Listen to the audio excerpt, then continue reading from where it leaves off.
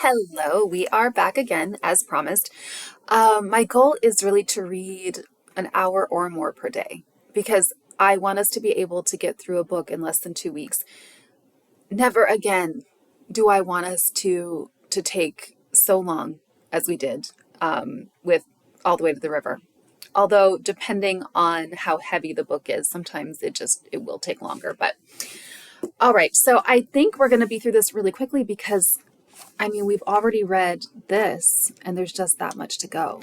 So it's a quick read and it's an easy read. So, okay, chapter 5 is entitled Through the Looking Glass. Of the more than 600 rooms at Buckingham Palace, my life would be contained in fewer than 6 of them. My new residence was Andrew's old bachelor quarters in the East Wing. I just moved in with him, though that was hardly the done thing.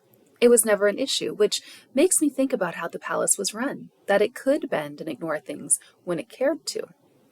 Our apartment was on the second floor, on a corridor that overlooked the chipped stone quadrangle where I parked my car.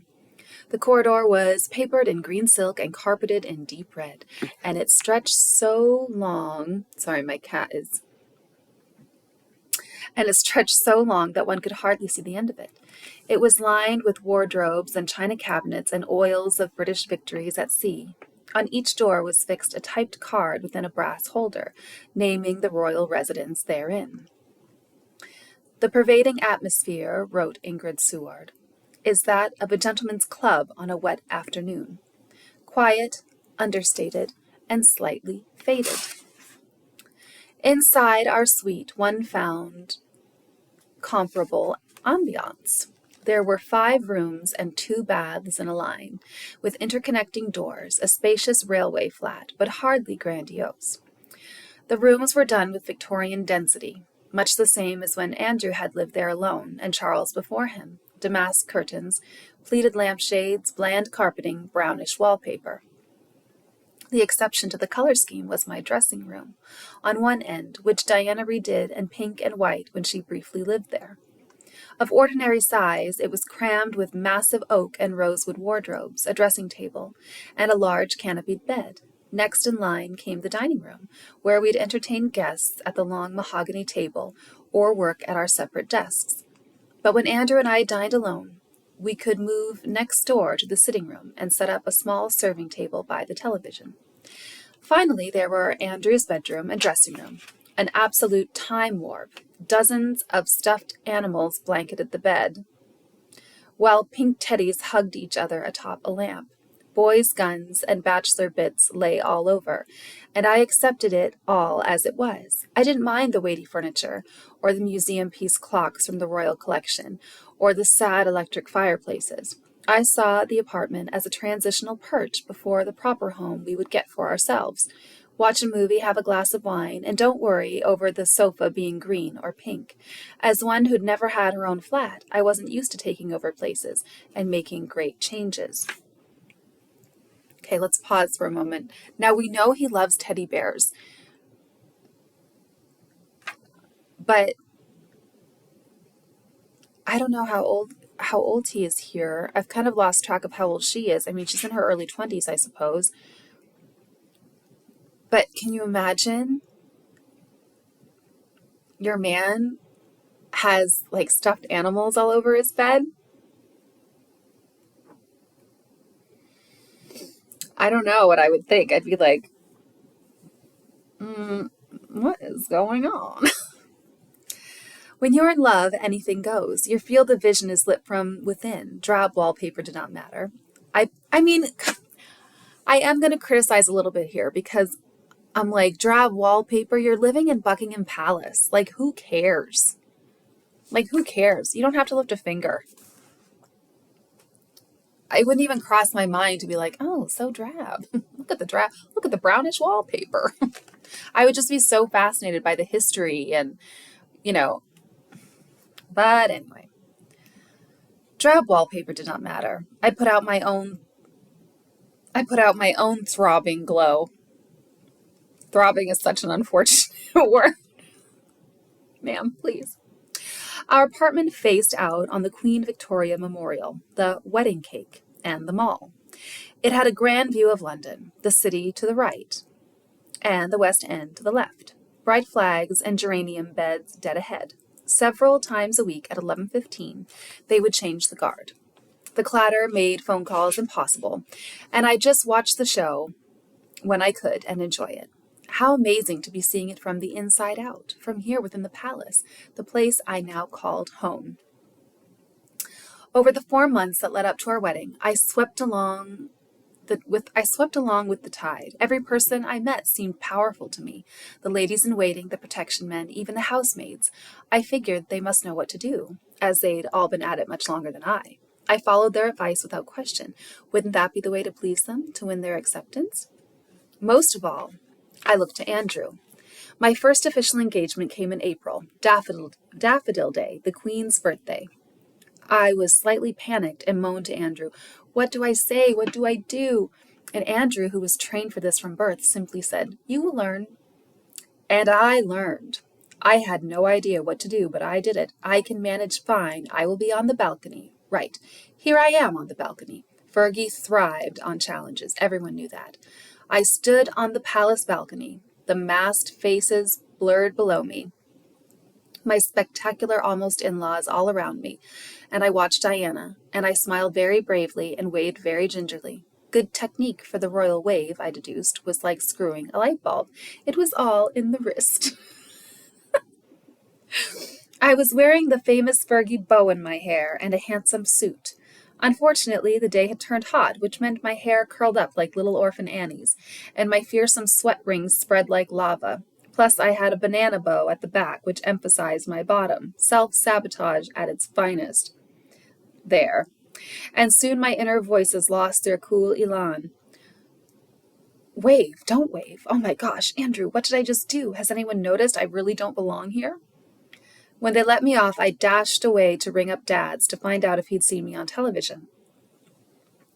In the end, it was fine because Andrew was there.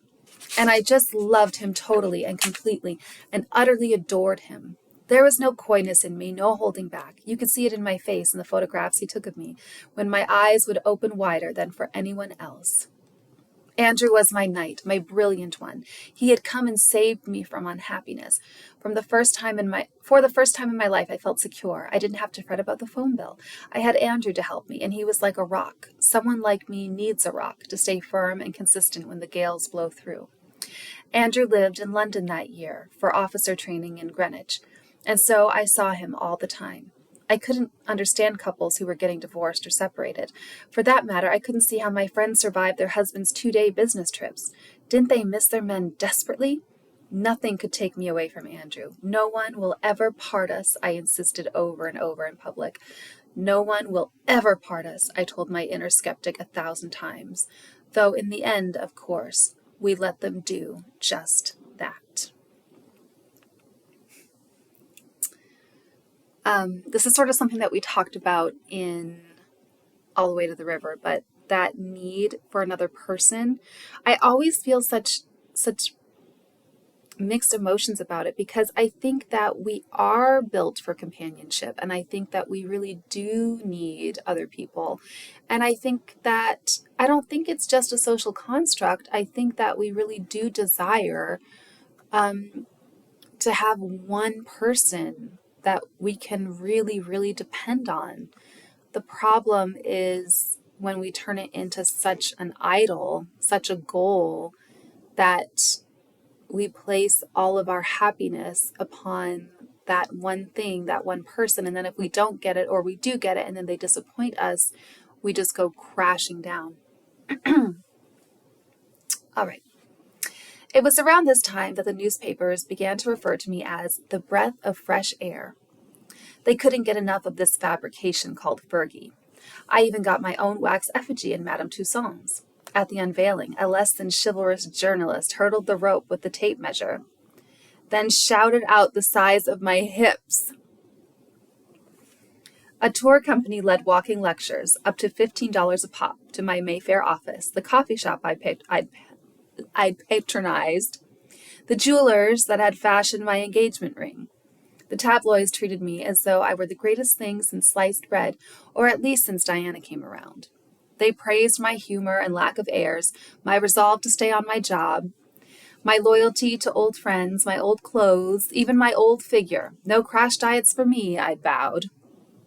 At 26, there she is. At 26 years old, I was incredibly gullible and naive. I understood nothing. I lived on the surface of things. Worst of all, I believed my own press. I believed it when they said I was a wonderful, fresh, clean page for the royal family, that great fun Fergie would sponge away the mildew, like some Mary Poppins crossed with Cinderella. I needed to believe it, because for so long I had feared I was no one at all. And how could a no one ever be loved, much less marry a prince? The newspapers crafted me a persona, and I confused it with identity. A more secure person might have glimpsed what the press was about. Once, when I still lived in Clapham and my car had broken down, I took a suitcase full of dirty laundry on the train Friday night to be washed and ironed in Dummer, by myself, I might add. And the newspapers announced, "Fergie moves in with Andrew for the weekend." Now here was a puzzlement. They had categorically said I was spending the weekend with Andrew, and I was categorically going home with my dirty washing. I should have worked it out then and there, that the press put the press in its place, but I just laughed it off instead. No harm done, after all. On July 15, a week before the wedding, Andrew had his stag night in Aubrey House with the likes of Elton John and Sir David Frost. I desperately wanted to gate crash, but the fortress was impregnable. High wall, single entrance, guards with major biceps, no go.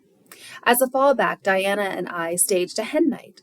With a few co-conspirators in tow, we donned gray wigs and dressed up in authentic policewoman outfits, down to our regulation dark stockings and lace-up shoes. After assembling just outside the palace, we pretended to arrest one of our friends, chosen for her fabulous legs, who was playing the promiscuous lady.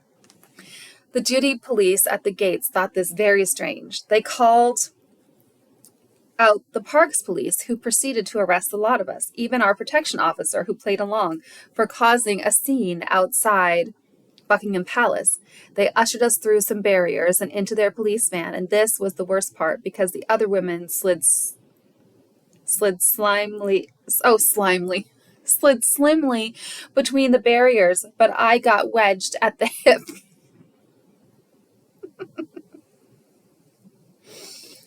Diana and I had no intention of resisting. We thought it hysterically funny. We turned our engagement rings wrong side round, and it had worked. They hadn't recognized us. After the van drove off and we sat down like little convicts, Diana asked the driver what kind of crisps he had on board and would he share them, please. Soon she was chomping away at these smoky bacon-flavored crisps. By the time we reached the end of the mall, our cover must have worn thin. We heard one of the policemen say, "Oh my heavens, it's the Princess of Wales in drag!" We got the van to drop us off near Annabelle's, the big nightclub in Berkeley Square. And the people at the door said, "Sorry, we don't allow policewomen in here. It is a place for everyone to enjoy themselves." We coaxed our way in and pushed on to the bar, where whom did we find on their working night out but some eagle-eyed executives from the Daily Mail. We stood there shoulder to shoulder with them, ordered a round of orange juice, drank it down, and they still didn't cotton on. Going out, we stopped traffic in Berkeley Square. We were having a wild time now, and headed back to the palace near 2 o'clock in the morning, knowing that Andrew was due home from his own little revelry. We told the duty police to get out of the way, and then we closed the gates. As it turned out, Andrew had just phoned from his car in advance of his arrival. When he saw the shut gates, he properly took it as a sign that something was very wrong. He flicked on his car locks, rammed the Jaguar into reverse, and screeched out around the wedding cake. He thought he was being set up. It was then that I wondered if we had gone a bit too far. The morning after found me at breakfast with Mrs. Runchy, the wife of the Archbishop of Canterbury, who was to marry us. I could hardly see straight. I just barely made it through. I do adore, is it the Runcys? I don't know how to pronounce their last name. They've both been such great support to me. Later, I confessed our hen night to the Queen, and she thought it was reasonably amusing. We had gotten away with it clean. I'd been as naughty as I could be, and still I was adored by all. They were playing flush into my complex. I was wonderfully, extravagantly, madly brilliant. I could shoot a stag and hook a trout, and dance to Swan Lake in my wellies for good measure. I could do no wrong. Even madly brilliant people have their detractors, granted. Jean Rook of the Daily Express called me an unbrushed red setter struggling to get out of a hand-knitted potato sack, while the First Lady of Fleet Street wasn't alone in faulting my fashion sense. Her tone put her out front of the pack, gave me a sneak preview of the battery acid to come. Hold on, there's a fuzzy on my nose, as always. Okay. Then there was Burke's Peerage, the aristocracy's old guard mouthpiece, heavy on the starch. While pointing out that I had more blood ties to the ancient royal families of Britain than Andrew, Burke's warned that my private life had been unorthodox, a euphemism, no doubt, for my tragic deflowering. My marriage to Andrew, the publication concluded, will open a Pandora's box of problems that will alter royal etiquette and protocol beyond all recognition. Little did they know. As my wedding day approached, I lived in a frenzy. Rising early and late to bed, I buzzed through a whirl of appointments and consultations. I was on the royal wedding diet. There was no time to eat. I would start at 7 in the morning with a massage or an acupuncture for my trick back. Then I'd meet with my dress creator, Lindka Sirak, for a fitting. And then the bridesmaids and the florist. There were inquisitions to be fielded about china and glass and cutlery. I had to appear an expert about things I'd really never thought about. Presents poured in from all over the world, 2,000 by the end, so many that they were stored in the palace ballroom, which is roughly the size of Madison Square Garden. It took 4 people to catalog and organize the gifts. They ranged from the breathtaking, a sapphire and diamond necklace, to the thoughtfully unusual, a dustbin with A and S and our picture on the front. One little lady up north crocheted a tablecloth for us, and I thought of how many hours went into that gift. How much generosity of heart.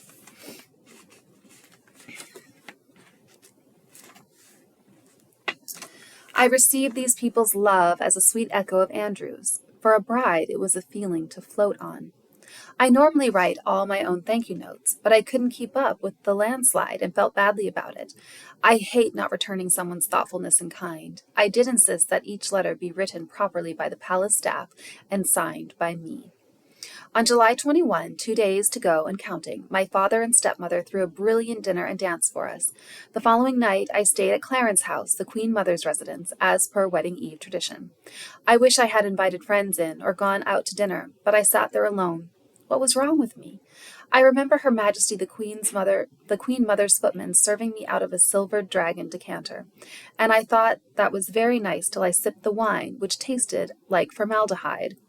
I'd become something of a wine snob from Patty, who bought cases of fine red Bordeaux from Sotheby's.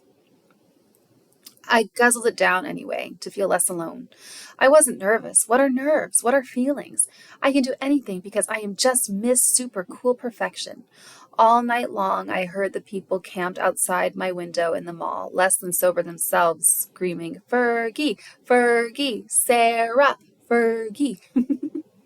I slept for 2 hours. It is not easy to sleep with people calling your name. I awoke before 7 with fuzzy sight in my right eye. I knew what was coming, and soon enough, here it was, a killer migraine, the monster child of all the pressure I'd soaked up and repressed. So I ordered up a comfort of my childhood. Finger-sized, buttered white toast soldiers dipped in soft boiled eggs.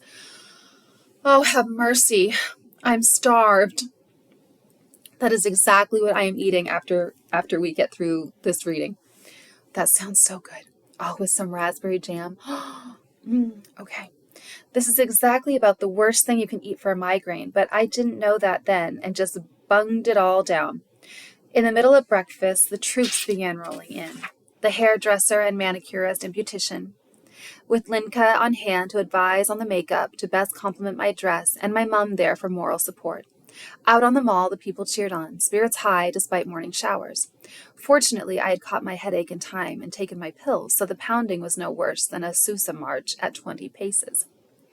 My headdress, a fragrant crown of gardenias, Andrew's favorite flower, was affixed. My veil was arranged. I was inserted into my ivory wedding dress, an exquisite creation I'd lost 26 pounds to fit into. Linka was a genius. I knew that she could make the most flattering gown ever, and she had. Let's see if there's a picture. I mean, if I was better at editing, I would have pictures inserted as I'm speaking, and maybe we'll get there. It's just that I just like to post them. I hate to spend a lot of time editing. Well, this is a black and white photograph, but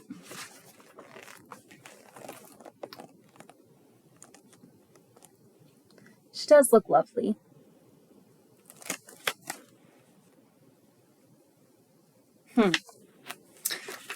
Okay.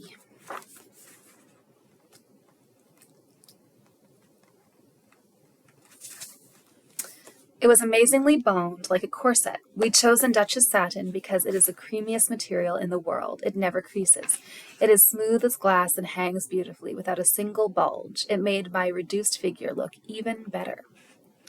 Woven into the design was the emblem from the coat of arms I'd chosen, a black and yellow bumblebee, an anchor, and a rose. The motto I'd adopted seemed perfect. I wasn't so great in my Latin. Ex adversitas felicitas crescit. Out of adversity comes happiness. Sorry, I just remembered something. I'm like, speaking of Latin, I think I left a paper in the office. Okay. Being the blithe spirit, I thought I had already survived a lifetime of adversity. Surely my pain was over and happiness must follow. I had Andrew now. How could I not be happy? The fond object of my thoughts was heading toward his own pre-wedding ritual at Buckingham Palace. At 10 o'clock, the Queen conferred upon Andrew the title of Duke of York. A few minutes after 11, the gates of Clarence House swung open to release a matched pair of bay horses and their special freight, the glass coach, so named for the large windows on either side. There were but 2 passengers, myself and my father, who looked dashing in his own father's dark green morning coat. The crowd outside loosed into a raucous version of Here Comes the Bride. We made our ceremonious way along the Mall to Westminster Abbey. With nearly 1 million people lining the 1-mile route, Dads looked desperately flustered. But I was just cruising, screwing light bulbs left and right. Do we wave here, Dads? This is fun. It isn't so hard to enjoy mass adoration. The tricky part is understanding that it has nothing to do with you, and that it rarely outlives an English summer. But on my wedding day, all I knew or cared about was that Fergie was in glorious vogue. And as for Sarah, that ugly, valueless, unglamorous creature, no one had seen or heard from her for some time, which was just as I wanted it. As we reached the Abbey's west door, Linka and Dads made some final adjustments to my dress. A 17-foot train is not easy to keep straight, and my floral coronet. We took our places, heard the first notes of the processional. It was time to start down the aisle, for Dads to give me away. It was that poignant moment between father and daughter, a time for poetry and murmured tenderness. And here is what my romantic dad said to me as I lifted my satin slipper. Let the horse take the strain. Trot on, old girl. He meant it as a joke. Do I look like a horse then? But then I thought of how nervous he must be. It will be all right, Dads, I said. And we were off. As I moved down that rich strip of blue carpet in a 4-minute dream, my hair looked like a gardenia bush. I blocked out the 1,800 guests in the Abbey and the 500 million people watching me on television.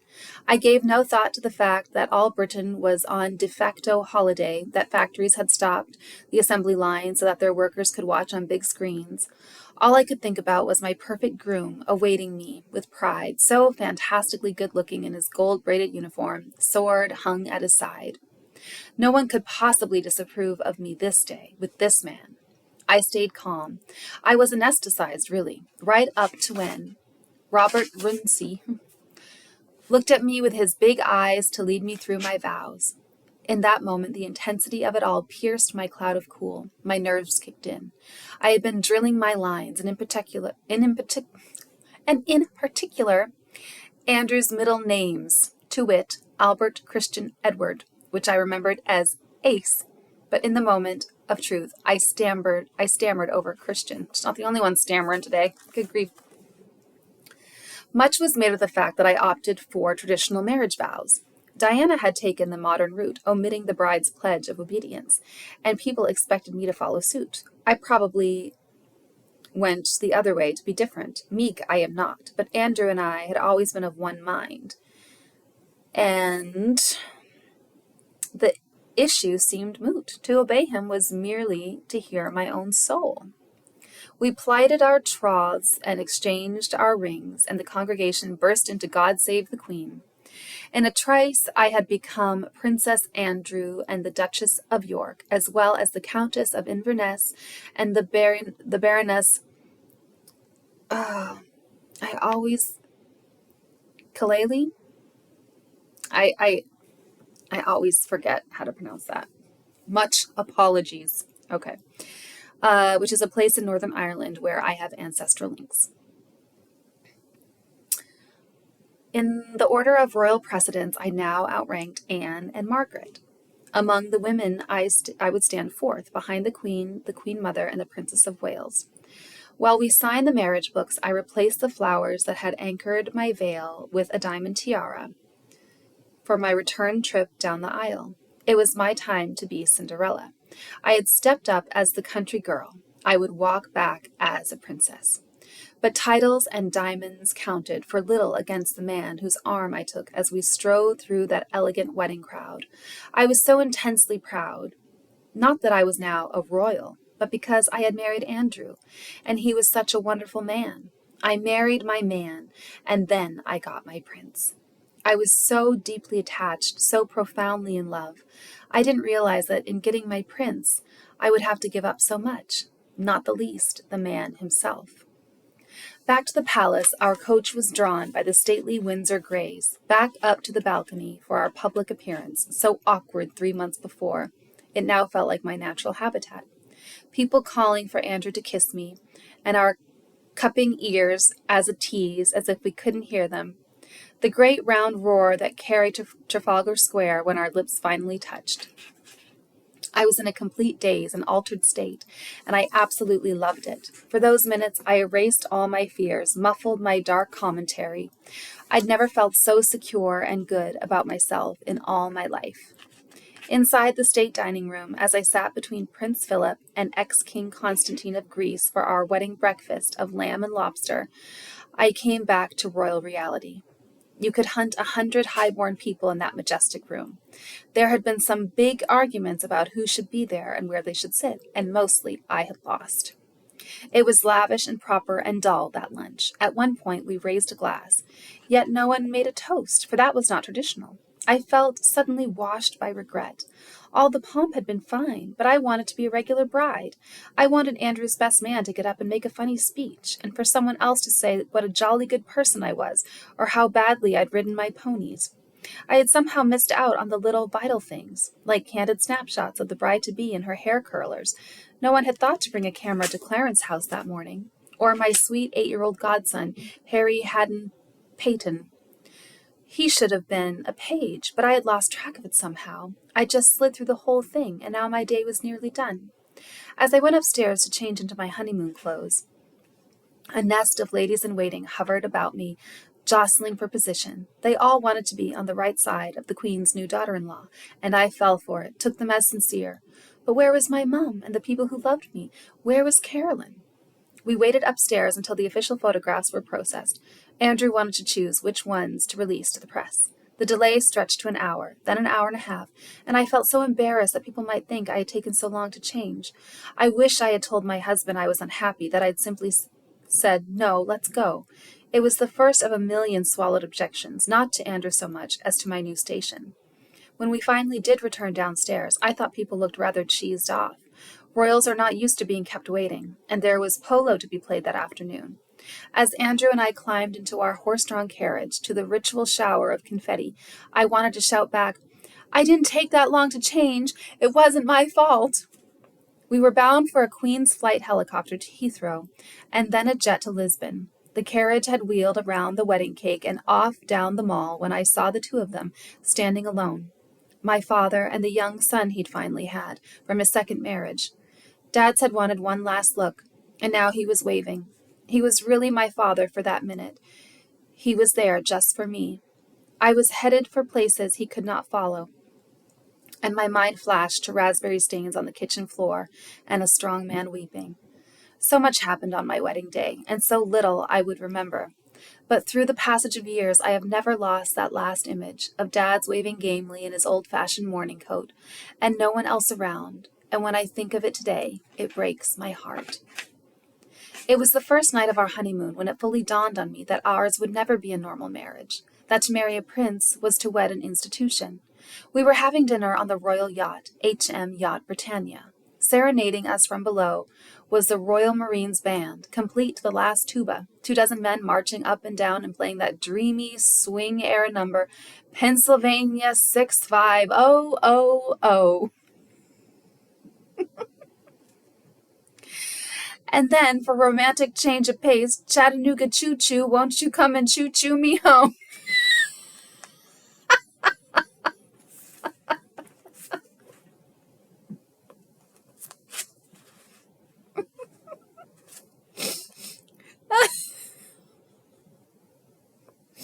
I grew up on the Andrews Sisters, so I can fully hear these tunes.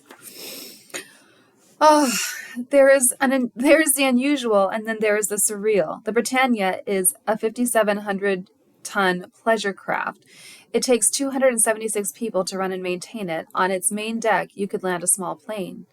And the passenger list for this 5-day jaunt around the Azores consisted of precisely 2, the Duke and Duchess of York. The first dinner was our most intimate. From then on, Andrew invited the ship's officer to join us. That is what the Queen did. That is what he thought was expected. I longed to tell him that he didn't need to do it, that he could just be with me, but... Our cruise was most memorable for mishaps. Being the remarkable Fergie, I was like the Helen Reddy song in those days, just spilling over with invincibility. I decided that we must go water skiing, despite the miserable weather. Driving our speedboat was the ship's captain, Rear Admiral John Garner. When we looped around the yacht, I fell into a swarm of jellyfish and got whipped across the leg really badly. "What the bleep happened?" I howled loud as a wolf. John Garner, I will never forget it. He'll tell you that he didn't think a princess was meant to swear quite so badly. After 5 days off the Portuguese coast, the Britannia swung north to pick up my new in-laws from their annual excursion to Balmoral. I recently saw a photograph of this leg of our trip, a vivid piece of time travel. There was Andrew on the deck, handsome and self-assured, and there was me, standing timidly behind him, in this awful dress, with fluffy white bits everywhere, and this huge hairdo and red face, looking literally like a baked potato.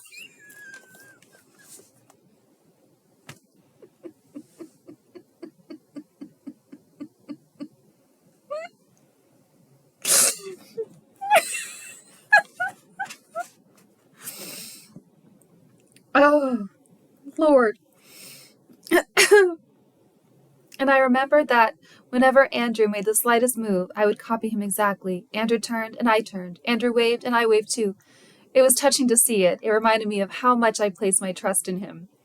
If I had been scouting for signs of coming trouble, I might have noted that we'd been booked to spend 3 weeks as long with Andrew's family as we'd had on our own. But it wasn't a time to be rocking the boat, especially one as grand as this. Far easier and more pleasant to go with the flow, no questions asked. In fact, I looked forward to Balmoral. What better place for a breath of fresh air than the pristine Scottish Highlands? And what better time than this, when Fergie Mania had shot off the charts? My trip with Andrew might be over, but I didn't know then just how rare an opportunity it would be. But my honeymoon with the Windsors was just entering full swing, and I was determined to make the most of it. All right, we will stop there because that gives us our quota for the day. Anyway, it just cracks me up. There's so many mentions of food and comparisons to food. But I will tell you that I certainly am going to go have some toast and some eggs because that just sounds so good to me. Okay, thank you so much for joining me. I hope you have a wonderful evening. I will see you back here tomorrow afternoon. Have a great night. Mwah. Bye.